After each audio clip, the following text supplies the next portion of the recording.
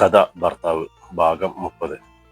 താൻ സംസാരിച്ചുകൊണ്ട് വന്ന ആളുടെ അടുത്ത് നിന്ന് ശ്യാംസുന്ദർ ശ്രീലേഖയുടെ സമീപത്തേക്ക് വന്നു. എന്താടി, എന്താ പ്രശ്നം? അവൻ വായ തുറന്നപ്പോൾ മദ്യത്തിന്റെ രൂക്ഷഗന്ധം അവളുടെ മുഖത്തേക്ക് അടിച്ചു. ശ്യാമേട്ടാ, ഇവര് വന്ന് ആരോടും ചോദിക്കുകയോ പറയുകയോ ചെയ്യാതെ നമ്മുടെ പൂവാലിയെ അഴിച്ചുകൊണ്ട് പോകാൻ നോക്കുന്നു, അവൾ പറഞ്ഞു. ശ്രീലേഖ പറഞ്ഞത് മനസ്സിലായിട്ടോ അതോ സ്വന്തം പ്രതിഷേധമാതയോ എന്തോ പൂവാലി ഒന്ന് അമർത്തി നിലവിളിച്ചു. ആര് പറഞ്ഞു എന്നോട് അവർ ആരോടും ചോദിക്കാതെയും പറയാതെയുമാ വന്ന് പശുവിനെ അയച്ചതെന്ന്? ഇവർ അമ്മയോട് ചോദിച്ചായിരുന്നു. ശ്യാമേട്ടൻ കണ്ടോ അത്? അമ്മയോട് ചോദിച്ചായിരുന്നെങ്കിൽ അമ്മ എന്നോട് പറയുമായിരുന്നല്ലോ. അത് നിന്നോട് പറയാൻ അമ്മ മറന്നുപോയി കാണും. എല്ലാ കാര്യവും ഇപ്പോൾ നിന്നെ അറിയിക്കണമെന്നൊന്നും ഇല്ലല്ലോ, ഞാൻ അറിഞ്ഞാലും പോരെ. അപ്പോൾ അമ്മയാണോ പശുവിനെ ഇവർക്ക് വിറ്റത്? നിന്നോട് എത്ര തവണ പറയണമെടി അത്? അല്ലാതെ ഇപ്പോൾ ഞാൻ ആരെയെങ്കിലും കൊണ്ടുവന്ന് നിന്റെ അമ്മ വളർത്തുന്ന പശുവിനെ പിടിച്ച് വിൽക്കാൻ പറ്റുമോ? ശ്യാംസുന്ദർ അവളെ നോക്കി പരിഹാസത്തിൻ്റെതായ ഒരു ചിരി ചിരിച്ചു. എങ്കിൽ അമ്മ വന്നിട്ട് അഴിച്ചു കൊണ്ടുപോകാൻ പറയും അവരോട്. അമ്മ ഇപ്പോൾ വരും. ശ്രീലേഖ വിട്ടുകൊടുക്കാൻ തയ്യാറായിരുന്നില്ല. അതിന് നിന്റെ അമ്മ ഊരു ചുറ്റാൻ പോയിട്ട് എപ്പോൾ വരാനാടി? അതുവരെ ഇവർ ഇവിടെ ഇരുന്ന് നേരം കളയണോ? ഇവർക്ക് പോയിട്ട് 100 കൂട്ടം ജോലികളുള്ളതാ. അല്ലാതെ നിന്റെ അമ്മയെ പോലെ നേരം വെളുക്കുമ്പോൾ ഒരുങ്ങിക്കെട്ടി നാട് നീളെ തെണ്ടാൻ പോകലല്ല പണി. എങ്കിൽ അവരോട് പോയി ജോലി ചെയ്തോളാൻ പറയും ശ്യാമേട്ടൻ. വൈകിട്ട് വന്നാലും പശുവിനെ കൊണ്ടുപോകാമല്ലോ. അപ്പോൾ അമ്മയും ഇവിടെ കാണും. അമ്മ വരാതെ പശുവിനെ ഇവിടെ നിന്ന് കൊണ്ടുപോകാൻ പറ്റില്ല. ഞാൻ സമ്മതിക്കില്ല അത്. ശ്രീലേഖ അവർക്കിരുവർക്കും മധ്യേ പൂവാലിക്ക് ഒരു പ്രതിരോധം തീർക്കും പോലെ കയറി നിന്നു. അത് കണ്ടതോടെ കാലിക്കച്ചവടക്കാൻ അജ്മൽ ശ്യാംസുന്ദറിന്റെ നേരെ തിരിഞ്ഞു. എന്റെ പൊന്നു സാറേ, ആദ്യം നിങ്ങൾ തമ്മിൽ ഒരു തീരുമാനത്തിലെത്തി. വല്ലവന്റെയും കയ്യിൽ നിന്ന് പണം എണ്ണി വാങ്ങി പോക്കറ്റിൽ വെച്ചിട്ട് ഉരുവിനെ കൊണ്ടുപോകാൻ വരുമ്പോൾ നിങ്ങൾ ഈ കാണിക്കുന്നത് ശുദ്ധ തെമ്മാടിത്തരം എന്ന് അജ്മലിന് പറയാൻ പറ്റും. അജ്മൽ സ്വരമുയർത്തി. താൻ എന്തോ കോപ്പിലെ കച്ചവടക്കാരനാടോ? തന്നോടല്ലേ പറഞ്ഞത് അഴിച്ച് വണ്ടിയിൽ കയറ്റി കൊണ്ടുപോയിക്കൊള്ളാൻ? അതോ ഇനി ഇതിനെ തലയിൽ ചുമന്ന് ഞാൻ വണ്ടിയിൽ കയറ്റി തരണോ? ശ്യാംസുന്ദറിന് ദേഷ്യം വന്നു. ഒരാൾ തന്നെ മറ്റുള്ളവർക്ക് മുമ്പിൽ വെച്ച് താറടിച്ച് കാണിക്കുന്നത് പണ്ടേ അവന് ഇഷ്ടമുള്ള ഏർപ്പാടല്ല. സാഹചര്യം ഇതല്ലായിരുന്നെങ്കിൽ ചിലപ്പോൾ അവിടെ അടിപൊട്ടിയാണ്. സാറ് ചുമക്കാനും പിടിക്കാനും വലിക്കാനും ഒന്നും നിൽക്കണ്ട, അതെല്ലാം ഞങ്ങൾ ചെയ്തോളാം. തൽക്കാലം ഇവരോട് മുമ്പിൽ നിന്നൊന്ന് മാറി നിൽക്കാൻ പറ സാറേ. അവരിങ്ങനെ വന്ന് തടസ്സം നിന്നാൽ ഞാൻ എങ്ങനെയാ ഈ കയർ അയച്ചെടുക്കുന്നത്?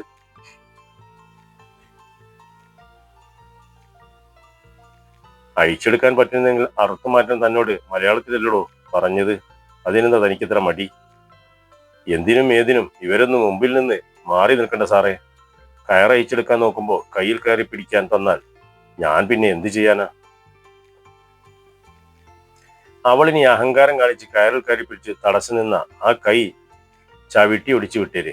അതോടെ തീർന്നോളും അസുഖം. അല്ല പിന്നെ. ശ്യാംസുന്ദർ തിരിഞ്ഞ് വീട്ടിനുള്ളിലേക്ക് നടന്നുപോയി. ഇരുട്ടടിയേറ്റ മട്ടിൽ ശ്രീലേഖ ധരിച്ചു നിന്നു. ആരും അറിയാതെ പശുവിനെ കച്ചവടം നടത്തിയതിനേക്കാളും അവളെ നടുക്കിയത് അവൻ പറഞ്ഞ വാക്കുകളാണ്. സ്വന്തം ഭാര്യയുടെ കൈ ചവിട്ടി ഒടിച്ചേക്കാൻ ഏതോ ഒരു നെറികെട്ടവന് നിർദ്ദേശം നൽകിയിട്ട് മാറിപ്പോകുന്ന ഭർത്താവ്. ശ്യാംസുന്ദർ എന്ന പേര് ഓർക്കെ തന്നെ അവൾക്ക് അറപ്പ് തോന്നി. നീചൻ! എന്തൊരു ദുഷ്ടതരമാണ് ഇയാൾ പറഞ്ഞിട്ട് പോയത്. കേട്ടല്ലോ കെട്ടിയൻ പറഞ്ഞിട്ട് പോയത്. റബ്ബാണേ സത്യം. ഇനി കയറി തടസ്സം വരാൻ നിൽക്കല്ലേ പെങ്ങളെ. അയാൾ അത്രയും പറഞ്ഞ ശേഷം പൂവാലി കെട്ടിയിരുന്ന കയർ തെങ്ങിൽ നിന്നും അഴിച്ചെടുത്ത് കയ്യിൽ ചുരുട്ടി പിടിച്ചു. ശ്രീലേഖ കൺമുൻപിൽ കാഴ്ച മറഞ്ഞു തുടങ്ങിയിരുന്നു. അവൾക്ക് കണ്ണുകൾക്ക് പുറത്ത് നീർത്തുള്ളികൾക്കുള്ളിലൂടെ 1 2 അവ്യക്ത രൂപങ്ങൾ അനങ്ങുന്നത് മാത്രം കാണാം.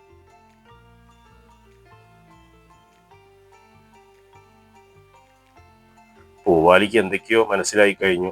അവൾ കയറിൽ നിന്നുള്ള അയാളുടെ പിടിവിടിവിക്കാനായി ശിരസ് ആട്ടുകയും നിന്നിടത്തു നിന്ന് പിന്നോക്കം വലിക്കുകയും ഒക്കെ ചെയ്യുന്നുണ്ട്.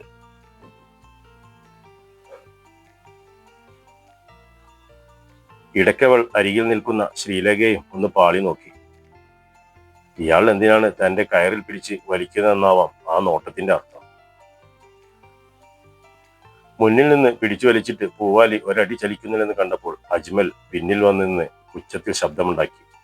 പശുവിനെ മുൻപോട്ട് തള്ളി. പൂവാലി തല പിന്നിലേക്ക് വെട്ടിച്ച് തന്നെ തുടരുന്നെന്ന അർത്ഥത്തിൽ ഒരൊറ്റ ചീറ്റി ചീറ്റി. ആഹാ, കൊള്ളാലോ നീ. നിന്നെക്കാളും കൊലകൊല്ലിയെ തളച്ചിട്ടുള്ള അജ്മലിനോടാണോ നിന്റെ കളി? എന്നാൽ അതൊന്ന് കണ്ടിട്ട് തന്നെ. അജ്മൽ പൂവാലിയുടെ വാൽ പിടിച്ചു വളച്ചുകൊണ്ട് ഉരത്തിന് താഴേക്കിയെ കൈകൊണ്ട് 2 അടി കൊടുത്തു. എന്റെ കയ്യിൽ നിന്ന് വാങ്ങിച്ചു കൂട്ടണമെങ്കിൽ മര്യാദക്ക് പോയി വണ്ടിയിൽ കയറിക്കോ. വാൽ വളച്ചതിന്റെ വേദനയിൽ പൂവാലി ഒന്ന് കരയാനായി വായി തുറന്നു. അതിനെ ഇട്ട് ദ്രോഹിക്കല്ലേ ദൈവത്തിനെ ഓർത്ത്. അത് നിറച്ചനയോടെ നിൽക്കുന്ന പശുവാ. ശ്രീലേഖ യാചിക്കും മട്ടിൽ പറഞ്ഞു. കിടന്നു മോങ്ങണ്ട, എനിക്കറിയാം. ഞാനതിനെ തല്ലിക്കൊല്ലാനൊന്നും കൊണ്ടുപോകുമല്ല. എങ്ങനെയെങ്കിലും ഇതിനെ ഒന്ന് വണ്ടിക്കുള്ളിൽ കയറ്റിക്കിട്ടാൻ നോക്കുമ്പോ വന്നു നിന്ന് പൂങ്കണ്ണീർ ഒഴിക്കുന്ന കണ്ടില്ലേ? ഇങ്ങനെയൊക്കെ കൊച്ചേ ഞങ്ങൾ എല്ലായിടത്തും പോയി വാങ്ങിക്കുന്ന പശുവിനെയും പോത്തിനെയും ഒക്കെ വണ്ടിയിൽ കയറ്റണത്. അല്ലെങ്കിൽ പെരയ്ക്കകത്ത് പോയി ഒളിച്ചിരിക്കുന്ന കെട്ടിയനോട് വന്ന് സഹായിക്കാൻ പറ. ഇത് അതും ചെയ്യില്ല. പശുവിനെ തള്ളി വണ്ടിയിൽ കയറ്റാനും സമ്മതിക്കില്ല. അയാൾ അവിടെ നിന്നുകൊണ്ട് അനിഷ്ടത്തോടെ ഡ്രൈവർ ജോസിനെ വിളിച്ചു. 2-3 ആവർത്തി വിളിച്ചിട്ടാണ് കുറച്ചപ്പുറത്ത് മാറി നിന്ന് ഫോണിൽ സംസാരിച്ചു കൊണ്ടിരുന്ന ജോസ് അയാളുടെ അടുത്തേക്ക് വന്നത്. എന്നാ ചേട്ടാ, ഇതുവരെ ഇതിനെ വണ്ടിയിൽ കയറ്റില്ലേ? ചേട്ടൻ ഇതുവരെ ഇവിടെ നിന്ന് എന്നാ എടുക്കുമായിരുന്നു? ജോസ് വന്ന് അജ്മലിന്റെ കയ്യിൽ നിന്ന് കയർ വാങ്ങി. പിന്നെ അതിനെ കെട്ടയച്ചു വിട്ടാൽ മതിയല്ലോ പോയി വണ്ടിയിൽ കയറാൻ. നീ അതിനെ അങ്ങോട്ടൊന്ന് വലിച്ചു കയറ്റ്. നാശം നിന്നിടത്തുനിന്ന് ഒരടി അനങ്ങുന്നില്ല. വല്ല അക്രമവും കാണിക്കേണ്ടി വരും ഇതിന് ഇവിടെ നിന്ന് കൊണ്ടുപോകാൻ. 2 പേരും കൂടി ഉന്തിയും തള്ളിയും പിടിച്ച് വലിച്ച് പൂവാലിയെ 1 മീറ്ററോളം മുമ്പോട്ട് നടത്തി. അവിടുത്തെ ഒച്ചയും ബഹളവും കേട്ട് ശ്യാംസുന്ദർ വീട്ടിനുള്ളിൽ നിന്നും ഇറങ്ങി വന്നു. കാളച്ചന്തയിൽ കാണത്തില്ലല്ലോ ഇത്രയും ബഹളം. നരന്ത് പോലൊരു പശുവിനെ വണ്ടിയിൽ കയറ്റാനാണോ നിങ്ങൾ ഇങ്ങനെ കിടന്ന് അലർമുറയിടുന്നത്? അവൻ അവരെ നോക്കി ചോദിച്ചു. എന്നാലൊരു കാര്യം ചെയ്യും, സാർ ഇങ്ങോട്ട് വന്ന് കയറ്റിത്താ. ജോസ് കയറ് ശ്യാമിനെ നേർക്ക് നീട്ടി. അത് കയ്യിൽ വെച്ചോ. പശു പോയി മണിമണി പോലെ ഓടി വണ്ടിയിൽ കയറുന്ന വിദ്യ ഞാൻ നിങ്ങൾക്ക് കാണിച്ചു തരാം. അങ്ങനെ പറഞ്ഞുകൊണ്ട് ശ്യാംസുന്ദർ ചുറ്റിനും നോക്കി. ഓലച്ചൂട്ടുകൾ മുഴുവൻ വലിച്ചിരിഞ്ഞു കളഞ്ഞ നീളമുള്ള ഒരു മടലാണ് അവന്റെ കയ്യിൽ കിട്ടിയത്. ആർക്കെങ്കിലും തടയാൻ കഴിയും മുമ്പേ ശ്യാംസുന്ദർ ആ മടലെടുത്ത് പൂവാലിയുടെ ഇടതു തുടയിൽ ഒറ്റ അടി അടിച്ചു. ഇവിടെ ഇനി നിന്നെ വേണ്ട, മര്യാദക്ക് പോയി വണ്ടിയിൽ കയറിക്കും. അവൻ മുമ്പോട്ട് വിരൽ ചൂണ്ടി. പൂവാലി അലറി വിളിച്ച് അമ്മയൊന്നൊരു കരച്ചിൽ കരഞ്ഞു. മിണ്ടരുത്, അടുത്തത് ഇപ്പോൾ വീഴും. ശ്യാംസുന്ദർ കൈ ചലിപ്പിക്കുന്നത് കണ്ടതോടെ ശ്രീലേഖ അവന്റെ കയ്യിലിരുന്ന മടലിൽ കയറി പിടിച്ചു. അതിനൊന്നും ചെയ്യല്ല ശ്യാമേട്ട, അതൊരു നാക്കെടുക്ക പ്രാണിയാണേ. അവൾ നിലവിളിച്ചു പോയി. അവൾ ബലമായി അവന്റെ കയ്യിൽ നിന്ന് മടൽ വാങ്ങി ദൂരേക്ക് വലിച്ചെറിഞ്ഞു. പൂവാലിയുടെ നോട്ടം ഇപ്പോൾ ശ്രീലേഖയുടെ നേർക്കായി. പൂവാലിയുടെ കണ്ണിൽ നിന്ന് 1-2 നീർത്തുള്ളികൾ അടർന്ന് നിലത്തേക്ക് വീഴുന്നത് ശ്രീലേഖ കണ്ടു. എനിക്കെല്ലാം മനസ്സിലായി എന്ന മട്ടിൽ ഒരു തവണ കൂടി അവൾ ശ്രീലേഖയെ നോക്കി തല ചലിപ്പിച്ചു. ശ്രീലേഖ ഓടി വന്ന് അവളുടെ കഴുത്തിലൂടെ കൈയിട്ട് കണ്ണുകൾക്ക് മീതെ ഒരു ഉമ്മ കൊടുത്തു. പൊക്കോ മോളെ പൊക്കോ, എവിടെയെങ്കിലും പോയി ജീവിച്ചോ. ഇവിടെ നിന്നാലും ഇനി നിന്നെ കൊല്ലാക്കൊല ചെയ്യുകയുള്ളൂ. അവൾക്ക് തന്റെ നെഞ്ച് പറഞ്ഞു പോകും പോലെ തോന്നി. ഇത്തവണ ജോസ് അവളുടെ കയറിൽ പിടിച്ച് മുൻപോട്ട് വലിച്ചപ്പോൾ അവൾ ബലം പിടിച്ചു നിന്നില്ല. പകരം ശിരസ് കുനിച്ചുകൊണ്ട് മുമ്പോട്ട് നടന്നു. ഇതുപോലെ ദയാശൂന്യരായ മനുഷ്യരുടെ കരങ്ങളിലേക്ക് ഇനിയും നീ എന്നെ കൊണ്ടെത്തിക്കല്ലേ തമ്പുരാനെ എന്നാവും അവളുടെ മനം അപ്പോൾ കേണിട്ടുണ്ടാവുക. വാഹനത്തിന്റെ പ്ലാറ്റ്ഫോമിലേക്ക് കയറാനായി നിരത്തി വെച്ചിട്ടുള്ള പലകകൾക്കരികെ നിന്ന് പൂവാലി ഒരു തവണ കൂടി താൻ വസിച്ച വീടും പരിസരവും നോക്കിക്കണ്ടു. അജ്മലിനും ജോസിനും വാഹനത്തിൽ മാടുകളെ കയറ്റി ശീലമുള്ളതിനാൽ പൂവാലിക്ക് അധികം ബുദ്ധിമുട്ടേണ്ടി വന്നില്ല.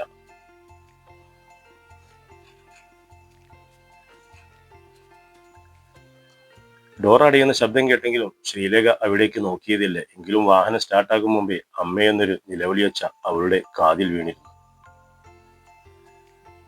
പിന്നെ അത് അലിഞ്ഞില്ലാതായി പോയി. കാതിൽ നിന്ന് കൈകൾ മാറ്റി കണ്ണുകൾ തുറന്നപ്പോൾ ശ്രീലേഖയ്ക്ക് ആദ്യം തോന്നിയത് അതൊരു സ്വപ്നമായിരുന്നു എന്നാണ്.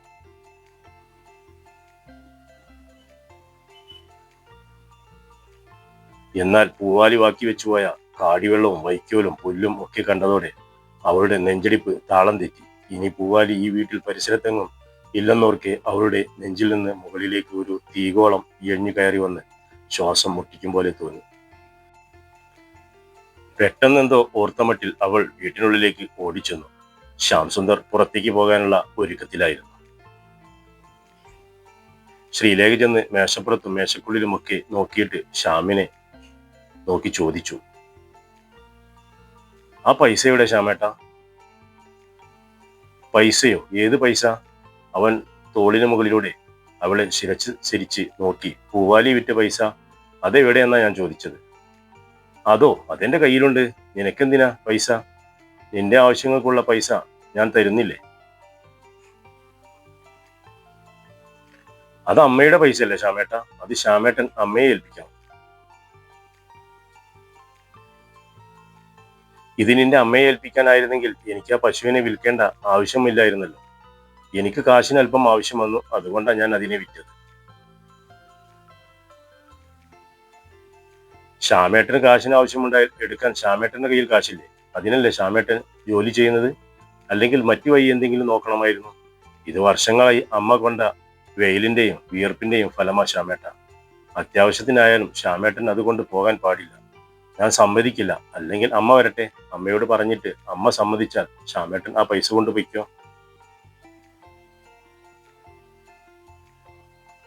ശ്രീലേഖ അവൻ പുറത്തേക്ക് പോകാതിരിക്കാനായി വാതിലടഞ്ഞു. നീ മാറി നിൽക്ക്, എനിക്ക് പുറത്തേക്ക് പോകണം. വെറുതെ ബലം പിടിച്ചു നിന്ന് എനിക്ക് തടസ്സമുണ്ടാക്കല്ലേ.